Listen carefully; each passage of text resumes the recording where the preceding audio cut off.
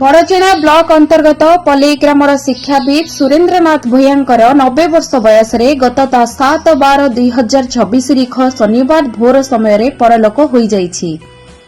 से दीर्घ दिन हेब बयसदीज जोगु असुस्थ थिले। से विभिन्न विद्यालय प्रधान शिक्षक और शेष शिक्षा प्रशासक भाव कार्य करी अवसर ग्रहण करथिले। सत्य साई सेवा संगठन पल्लीर आवाहक रूपे कार्य करथिले। साई आश्रित भावे साई संगठन को आगकु नेबारे तांकर प्रमुख भूमिका थिला। तांको परलोक खबर पाई पूर्वतन मंत्री सीताकांत महापात्र, पूर्वतन मंत्री अमर प्रसाद शतपथी, बड़चेना विधायक अमर कुमार नायक, जाजपुर पूर्वतन जिलापाल अनिल कुमार सामल प्रमुख गभीर शोक प्रकाश करिसेंति।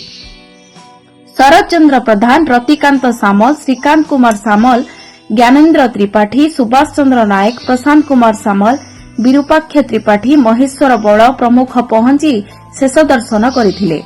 मर शरीर को पल्लेई, बरदा और विक्रम तीरण पंचायतर विभिन्न ग्राम परिक्रमा करी ग्राम्य श्मशान रे शेषकृत्य संपन्न करा जायथिला। बड़ पुओ शुभेन्दु भूया मुखाग्नि देइथिले।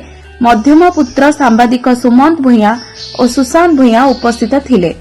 एही दुखद खबर पाई पलाई साई सेवा समितिर सत्यानंद जेना, रमाकांत सामल, सुधांशु शेखर सामल, कान्हूचरण सामल, बालीचंद्रपुर साई सेवा समितिर भाग्यधर बराळ, डॉक्टर कैलाश चंद्र बेहेरा, पूर्णचंद्र साहू, इंद्रमणि सामल, रामजीत साहू, सांबादिक अमरेन्द्र सिंह, प्रदीप कुमार पृष्टि, एकादशी सेठी, आलोक प्रधान, प्रताप सेनापति, जयंत राउत, उत्कल केशरी सामल प्रमुख बहु विशिष्ट व्यक्ति शोक प्रकाश करिसेंति।